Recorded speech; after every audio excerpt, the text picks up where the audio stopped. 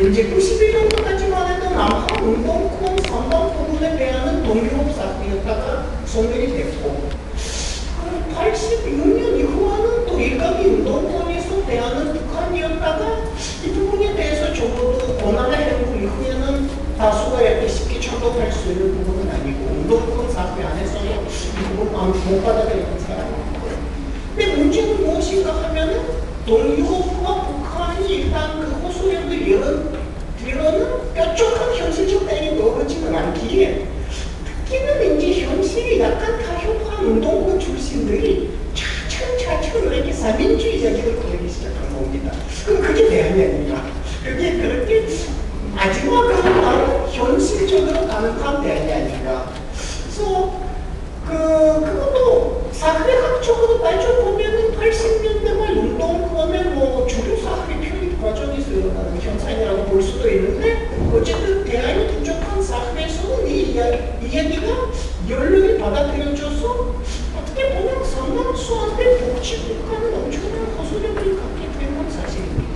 물론 이 현상, 예컨대 몇 년 전에 아마 노무현 총리였던 것 같은데, 한겨레 신문이 한번 여론조사를 했을 때 48% 정도의 응답자들이 한국도 복지국가 됐으면 한다는 바람이 나타나고 그랬었습니다. 그러니까 그렇게 복지국가에 대한 열망이 우리 사회에 퍼지고 있기, 제가 보기에는 절대 나쁜 거는 당연히 아닙니다. 왜냐하면 무복지국가, 그러니까 대한민국에 비하면 당연히 복지국가가 많은 쪽에서는 좋다는 것은 아주 유명한 사실입니다.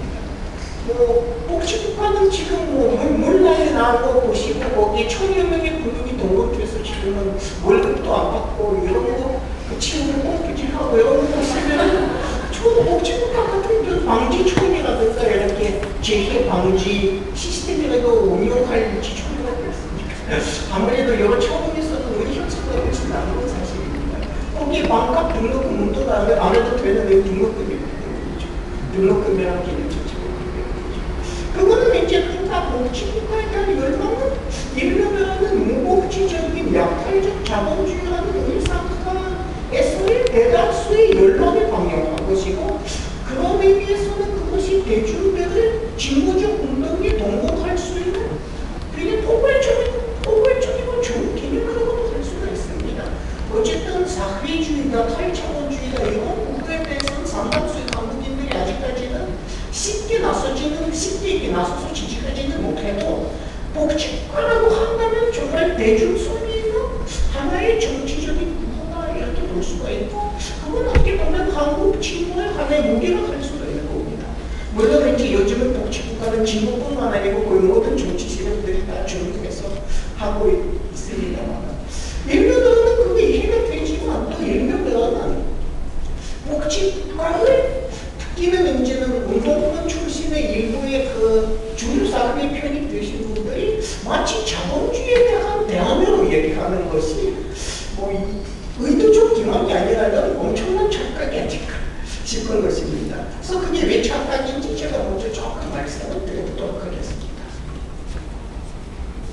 그래서 정확하게 이야기한다면 복지국가라는 게 그 한 사회의 경제 사회적인 현실은 생산과 소비라고 한다면, 이렇게 규정을 한다면, 복지국가는 어디까지는 재분배를 통한 이제 소비 구조의 재편을 의미하는 것입니다. 그러니까 재분배를 통한 소비 구조의 재편이라는 이야기는 무엇인가 하면, 일부의 사회적인 재화가 공공재, 퍼블릭으로서 재규정이 되어서 시장 부문에서 공공 부문으로 이동이 되고, 그리고 재분배 구조에 의해서 공급되는 것을 의미하는 것이죠. 그러니까 그것은 생산 쪽보다는 국가에 의한 재분배와 연결된 소비 구조의 변화라고 보시면 됩니다. 예컨대 교육이라든가 의료라든가 이런 재화가 시장이 아닌 공공 부문으로 이동이 되고, 공공 부문에서는 팔리지는 않고 무료로 하나의 공동체로 공급되는 것이죠. 그래서 그런 거는 대체로 이제 복지국가의 골간이면 골간입니다. 대체로는 의료, 교육, 노후 대책, 이라든가 이제 그런 부분들이 탈시장화 되어서 하나의 공공재가 되는 것이죠. 그게 복지국가의 골간이죠. 그런데 그렇다고 해서 복지국가가 자본주의적 생산구조를 현면적으로 바꾸는가 하면 그게 절대 아닙니다. 우리가 그런 생각을 다 소환해서 그렇지만은 스칸디나비아의 생산구조를 보면 대체로 역시 대자본이 좌우한다고는 봐야 합니다. 대자본이 좌우하고 있으면 또 스칸디나비아의 자본들은 탈국가화되고 지역적 자본으로 재편되고 또는 다른 지역을 침입해서 일종의 신민지적인 이제 그 이권 개입을 하고 또 그 타 지역에서의 다소 착취적인 경제 활동을 통해서 또 부를 촉촉하고 대체로 그런 구조라고 보시면 되는 것이고요. 그런 면에서는 스칸디나비아는 여타의 자본주의 중심의 지역들과 하나의 차이는 없습니다. 전혀 차이 없습니다. 그래서 예를 들어서는 여러분들한테 혹시 여유가 생기시면 한번 스칸디나비아 금융 자본을 연구해 보시면 되게 재미있을 것입니다. 금융 자본은 스칸디나비아에서는 노르웨이가 이제 일부분의 몇 개 큰 은행 중에서는 일부 국가가 이제 소유하는 주식, 상당수의 주식을 갖고 있지만은 스칸디나비아의 주요 은행들 보면은 재미있는 부분은 일단 대자본이 확실하게 장악하고 있는 것이고 이 자본은 더 이상 축이 고의식 흑된 자본이죠. 그런 의미에서는 복지국가하고 거의 자원을 겨룰 수 있는 아주 막강한 자본입니다. 대표적으로 부끄럽게도 저도 지금 대출을 갖고 있는 노르웨이 은행 같으면 대표적인 스칸디나비아의 초국가 자본인데 원래 스웨덴, 노르웨이, 핀란드의 여러 은행들이 2000년도에 합병이 되어서 만들어진 초공룡 은행입니다. 아주 큰 은행이죠. 그러니까 고객 수는 한 900만 명 정도 되는. 그리고 그것도 이제 스웨덴, 노르웨이, 나오는 핀란드에서 그것도 이제 핀란드 같은 경우에는 거의 40%의 금융시장을 점유하고 있고 예컨대는 덴마크 같은 경우에는 금융시장 25% 점유하고 있는 그런 동명과 같은 엄청난 은행이라고 보시면 되는 것이죠. 그런데 노르웨이 같은 경우에는 스칸디나비아에서 금융시장이 한 5분의 1, 4분의 1 정도 차지하는 것뿐만 아니고 너무나 많은 주변 국가에도 침입해서 거기에서는 대체로 약탈적 성격이 강한 활동을 벌이고 있는 것입니다. 예를 들어서 제가 잘 아는 리투아니아라는 자그마한 발직 공화국에서 이 노르웨이라는 초대규모의 스칸디나비아 은행은 4대 은행 중에 한 은행이죠. 근데 이제 주로 벌이는 그 활동이 무엇인가 하면은 대출과 예금 이런 것이 아니고 부동산 담보 대출 같은 것이죠. 그러니까 집 사는 사람한테 주택 융자 주고 또 부동산 담보에서 대출을 해주는데 대체로는 3년 전까지 거기에 취득했던 부동산 투기를 가장 많이 부추기고 이렇게 부추진한 게 바로 스칸디나비아 기업의 은행들이었습니다. 근데 또 그걸로는 엄청난 폭력을 지었고 노르웨이뿐만 아니고 수많은 다른 스칸디나비아 초대 은행들한테는 발직 시장은 거의 말하자면 황금 보장, 가장 이윤, 초과이익을 많이 납을 수 있는 그런 시장이었습니다. 물론 2008년도에 부동산 버블이 거기에서 터지고 부동산 가격은 라트비아 같은 경우 한 40, 50% 떨어지고 수많은 은행 대출 받은 사람들은 빚돈이 안게 되고 국가는 이제 국가 재정을 확보하기 위해서 공무원 월급을 40% 삭감해야 됐고 이런 일련의 과정들이 지났는데 스칸디나비아 은행들은 거의 손해를 보입니다. 일단 이 비극을 만들어 보니까 스칸디나비아 은행들은 발직 공화국들을 거의 소유하고 있다고 볼 수가 있습니다. 에스토니아 같은 경우에는 국내 금융시장의 한 90%는 스칸디나비아 은행들이 컨트롤하고 있는 거고요. 그 중에서는 이제 전체 발직으로 봐서는 제일 많이 갖고 있는 게 스웨덴바nk이죠. 그러니까 스웨덴의 초대형 은행이고요. 거기 전체 발직 시장의 33% 정도 컨트롤하고 있고 그 다음에 스웨덴의 또 하나의 초대형 은행 SEB는 22%의 발직 시장을 갖고 있습니다.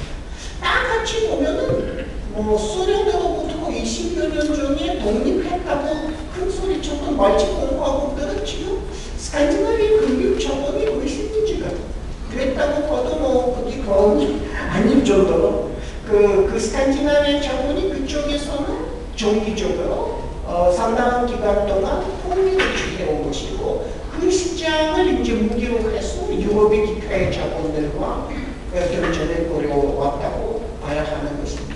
그러니까 제가 이렇게 스칸디나비아 금융시장 이야기하는 이유는 무엇인가 하면은 이 복지 지출이라는 것은 세금으로 메꿔지는 것인데 이 세금을 납부하는 기업들이 어떤 성격의 기업들인지 또는 스칸디나비아 바깥에서 어떤 활동 벌이고 있는지 우리가 약간 진정을 하기 위해서라도 그런 거는 알아야 하는 것이죠.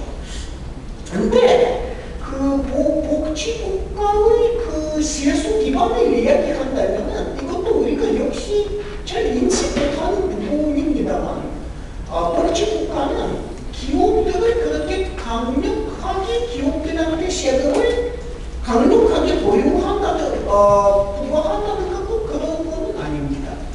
복지국가는 스칸디나비아에서는 우리가 그런 이야기 잘 안 해서 그렇지만은 대체로는 상당히 친기업적입니다. 이상한 이야기죠. 근데 그게 그쪽이 세수 기반의 구조를 보면은 쉽게 밝혀집니다. 기업의 소유주나 대주주들은 개인으로서는 상당한 세금을 내는 것이죠. 다만 그 세율이 또 역시 지금 시간이 흐름에 따라서 조금 낮아졌습니다. 80년대 초반까지만 해도 스웨덴에서는 최고 세율이 80%가 가까웠습니다. 근데 지금의 뭐 60%밖에 안 되죠. 물론 뭐 대한민국으로 봐서는 그것 다 정책 같은 얘기지만 어쨌든 스칸디나비아 쪽 사는 사람 입장에서 보면은 부자들한테 너무 혜택이 많이 볼 수가 있죠. 근데 개인으로서 부자들은 그나마 좀 세금을 제대로 내긴 하지만 기업은 스칸디나비아에서는 비교적으로 과세가 되지는 않습니다. 물론 한국에 비해서는 과세가 되죠. 근데 뭐 한국은 아까 말씀드렸지만 스칸디나비아 그분들의 파라다이스라는 뭐 할 말이 없습니다. 대체로는 그 스웨덴 같은 경우에는 기업세, 그러니까 기업이 법인으로서 법인세 낼 때 최고 세율이라는 게 한 26% 정도 되죠. 노르웨이는 한 28% 정도 되는데 대한민국은 제 기억이 맞다면 21, 22% 정도죠. 그러니까 대한민국보다 당연히 높지만 이제 대한민국 같으면 LG전자나 삼성전자 뭐 6% 정도밖에 안 돼요. 실제 혜택이 많아가고 실제 혜택이 많아서. 그러니까 어쨌든 여기보다는 많이 낮지만 이거는 그렇게 많이 내는 건 절대 아니고 일본 같은 경우에는 기업세 세율이 한 40% 정도 되는 거죠. 그러니까 그쪽에서는 정말 기업들한테 돈을 가져가고 국가가 나름대로 진정을 채우는데 스칸디나비아는 기업세가 유럽 연합 평균 수준이 가깝습니다. 그러니까 유럽 지구도 높은 편이에요. 그런 의미에서는 복지국가가 자본주의를 부정한다 또는 자본가들한테 강력하게 재갈 물린다. 그렇게 보기 좀 어렵습니다. 실제 그렇지는 않아요. 그리고는 예를 들어서는 자본가들한테 가장 큰 그 소득 소스는 뭐니 해도 배당금이죠. 주식 배당금이죠. 뭐 한국 같은 경우에서 주식 배당금보다 부동산 소득이지만 정상적인 상황에서는 부동산이 아니고 주식일 겁니다. 한국은 이제 부동산 정도 소득이죠. 근데 그래서 그 한 국가의 계급적인 성격을 이해하기 위해서 굉장히 중요한 항목은 배당금, 그러니까 주식으로 인한 소득에 대해서 얼마나 과세하는가. 그거는 해당 국가의 계급적 성격을 조금 밝혀줄 수 있는 재미있는 핵심 중에 하나인데 예를 들어서 중국 같은 경우에는 고금도 주속 체제의 조건으로 배당금에 대한 세율이 높아져서 지금 같은 게 50% 정도는 됩니다. 중국은 상대주의라고 보진 않지만 어쨌든 간에 국가는 기업에 대해서 기본적 통제를 그나마 좀 제대로 하는 듯한 체제라고는 볼 수 있죠. 그런데 스칸디나비아 같은 경우에는 배당금에 대한 세금은 부끄러울 정도로 낮아요. 그러니까 대체로 15%밖에는 안 됩니다. 그러니까 주식 양도세가 대단히 낮고요. 그러니까 주식을 보유하고 배당금 받고 주식을 팔 때에는 자본가가 그렇게 크게는 돈 뜯기고 손해 보지는 않습니다. 그러니까 굉장히 친기업적인 복지국가라고 할 수 있는 거고요. 이 정도의 배당금에 대한 과세는 유럽연합 평균보다 낮은 것이고 벨기에라든가 폴란드라든가 루마니아 등 유럽연합의 여러 나라에 비해서 낮은 수준입니다. 그러니까 친기업적 복지국가라는 말이 이제 저절로 나오는 것이죠. 그래서 여기에 이 이야기의 핵심이 무엇인가 하면 복지국가는 자본주의 부정하는 것이 아니고 자본주의를 약간 수정하는 것입니다. 물론 자본주의 같은 규모는 수정하지 않고 살게 되면 우리가 사람이 어떻게 살게 되는지 여기에서 다 목격할 수 있어서 이렇게 수정한 것도 다행이라고는 봐야 하지만 이것은 어디까지나 자본과 노동의 일시적 타협이지 노동이 자본을 이기는 건 절대 아니고 자본이 노동의 통제를 받는 것도 전혀 아닙니다. 어디까지는 일시적인 타협일 뿐인데 모든 타협들이 다 그렇듯이 이 타협도 양쪽 세력의 힘에 따라서 조금씩 유동적으로 바뀔 수가 있는 것이죠. 예를 들어서 스웨덴 같은 경우에는 요즘 보수 내각이 적어도 많은 면에서는 이 타협이 자본 쪽으로 굉장히 많이 쏠려가고 있는 건 사실입니다. 뭐 교육에서는 사립학교 비율이 10%나 넘어가면 지금 스웨덴처럼 이건 복지국가 공교육 체제에 대한 엄청난 도전이죠. 물론 거기에서는 사립학교 다녀도 등록금을 안 하니까 뭐 한국 그건 역시 다르지만 그러니까 그건 뭐 어쨌든 그 사립학교라고 해봐야 뭐 국가 보조금하고 90% 정도 지출을 어쨌든 간에요. 우리하고는 전혀 다른 차원이지만 일단 스웨덴의 쪽으로 봐서는 이 타협이 지금 상당히 자본 쪽에 많이 쏠려가고 있는 건 사실입니다.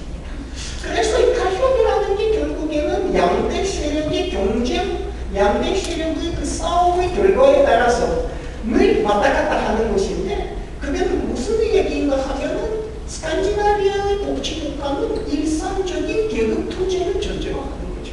총노동과 총자본이 계속해서 투쟁을 벌이고 있는데 대체로는 총노동 또는 총노동을 대표하는 언론지화파는 중복투쟁 하는데 익숙해졌던가 하면은 여러분들이 보시다시피 일부 극우파는 중복투쟁 아니고 탈북불복투쟁 그러니까 만약 학살을 통한 투쟁까지도 불사하고 있는 것이죠.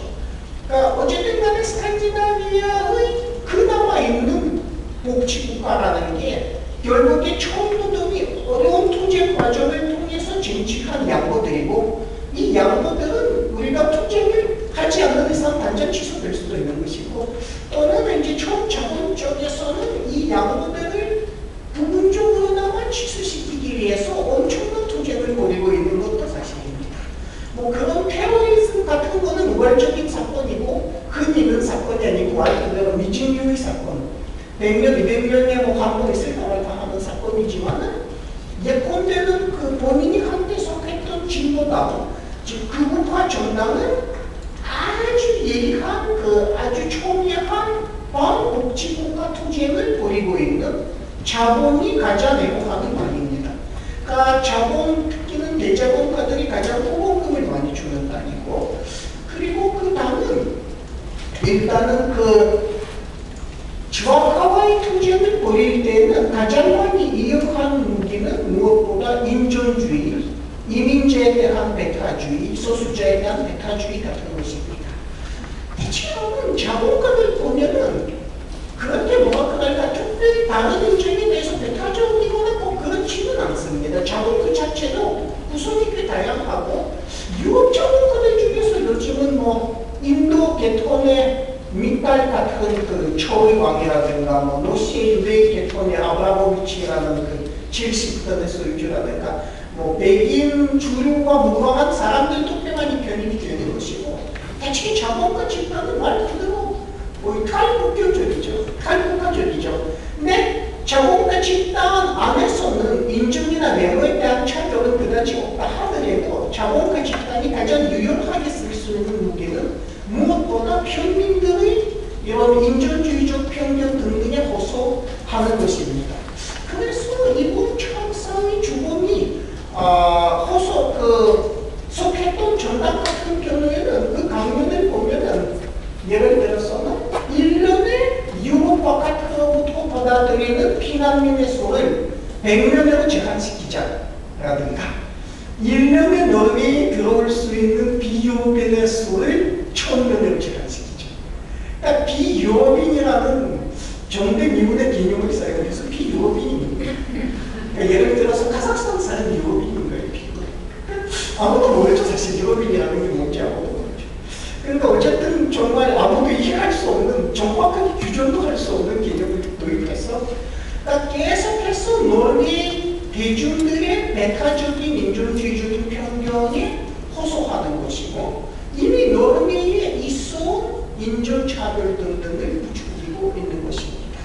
그런데 그 편견이 진보당이 활용할 만큼 강한 이유는 어디까지는 최근에 이제 신자유주의적 상황에서 많은 노르웨이 노동자나 연세민들이 온갖 좌파에 대해서 실망한 거하고도 연결이 되어 있습니다. 사실은 좌파가 총노동을 대변한다는 것은 사실이지만 특히 온갖 좌파, 이번에 청사년 동안 노동당 같은 경우에는 90년대 중반 이후에는 상당 부분 일부분은 신자유주의를 도입했습니다. 노르웨이에서 예컨대 국연이었던 우체국을 민영화했다든가 5대 국영회사 부분적인 민영화를 했다든가 그리고 사업이 해외 이전 같은 것에 반대하지 않았다든가 이걸로는 수많은 실업자들이 발생됐고 그리고 실업자들이라든가 그리고 또는 이제 국제 자본과 견적이 되지 않는 영세 자본가들이라든가 이들은 결국에는 온건 좌파의 신자유주의적 형태에 실망하고 그분들의 인전주의적 프로파간다에 넘어가는 경우가 굉장히 많습니다. 이제 그분들은 계급 모순이나 신자유주의로 인한 모순들을 문화나 정적적인 모순으로 호도하고 굉장히 그런 모순에 대한 빠른 해결을 약속하는 것이죠. 내국에만 주차하면 다 되겠다. 이민자수만 제한시키면 문제없겠다.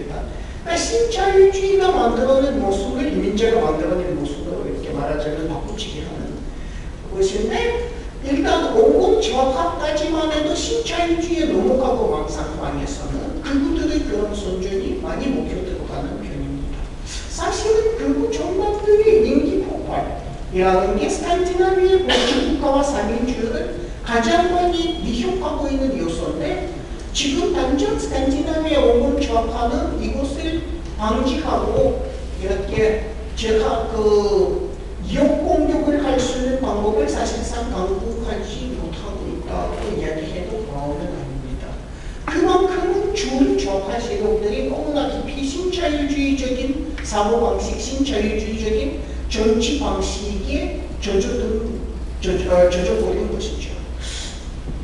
그 차별을 이제 아까 이야기한 것은 극우파가 성공적으로 호소하는 인종주의적 편견 등등인데 차별 관습 같은 것인데 사실은 우리가 노르웨이와 차별이 또 단어가 이렇게 말하자면 잘 연결이 안 되죠. 노르웨이라면 뭔가 차별이 없는 공간으로 상상이 되는데 엄연히 이야기하자면 노르웨이는 극도로 차별주의적인 나름대로는 여전히 차별주의적인 자본주의 사회일 뿐입니다.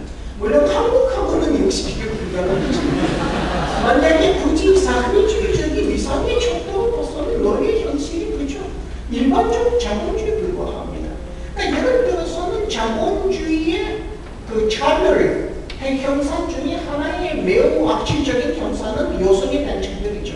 이게 여성은 하사 부담을 또는 또 안아야 되는 것이고 거기에다가 임금 노동자로서 잉여 가치 생산해야 하는 것이고 일종의 이중 부담을 안고 있는 것인데 이중 부담을 안고 있는 만큼은 잉여 가치를 생산하는 이제 월급 임금 노동의 시장에서 여성 노동의 가치가 저하되고 여성이 일단은 저임금 부문으로 들어가거나 저임금 직전택하거나 하는 또는 저임금 고용 형태에 몰리거나 어떤 형태로든 남자보다 덜 벌게 되는 것이 자본주의의 대표적인 차별 현상 중에 하나죠. 대한민국이야 제일 대표적이지 이제는 소위 손차 임금차라는 개념이 있어요. 손차 임금 격차. 그거는 여성의 평균 임금이 남성의 평균 임금 몇 프로가 이제 더 적는가 이제 그거 나타내는 건데, 한국의 경우에는 여러분들도 들으셨겠지만 여자의 평균 임금은 남자의 평균 임금보다 한 38% 적어요. 그러니까 여자가 벌어봐야 이제는 남자가 버는 한 62% 정도 벌 수가 있는 거죠. 평균적으로 봤을 때.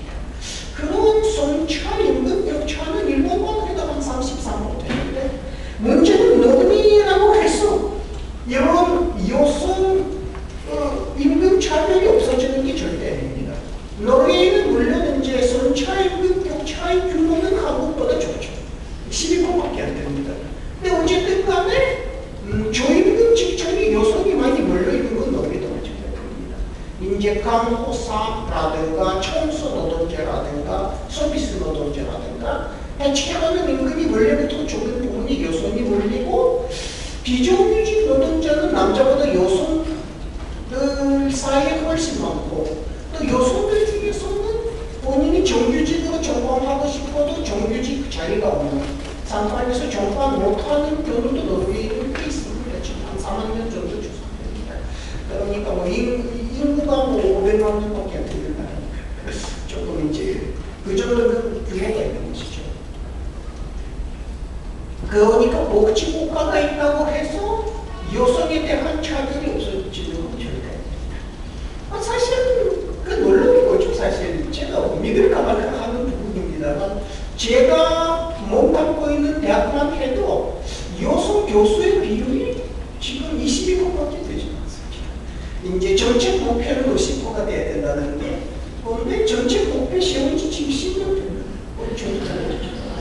그리고 한국 대학의 현관을 종합적으로 봐서 한국에서도 대체로는 여교수 비율이 20% 정도 머물고 있는데, 우리가 그러니까 대한민국하고 그다지 다를 게 없다고 봐야 합니다. 근데 우리 같은 경우 예컨대는 역차별 정책이라는 게 있어서 같은 점수라면, 그러니까 같은 실적이라면 여자를 임용해야 하는 정책이 있는데, 그럼에도 불구하고 여교수 임용이 저조하고 계속해서 양성 균형을 우리가 맞추지 못하고 있는데, 그만큼은 현실 자체가 차별적이라고 봐야 합니다. 실적을 만들기 위해서 일단 논문 쓰기 많이 해야 하는데, 이렇게 육아 부담을 안고 있는 여성이 남성에 비해서는 논문 편수를 덜 만들 수밖에 없는 것이고, 그래서 결국에는 어쨌든 간에 그런 취직 경쟁에서는 노래라고 하더라도 결국에는 이렇게 처지게 되는 현상을 우리가 볼 수가 있습니다. 그러니까 여기서 이야기하는 게 무엇인가 하면, 노래라고 해서 여성에 대한 차별이 없어졌다고는 전혀 볼 수가 없고, 이런 차원에서는 복지국가다 해봐야 일반적 자본주의 사회이 뭐 정도의 차이가 있을 뿐이죠.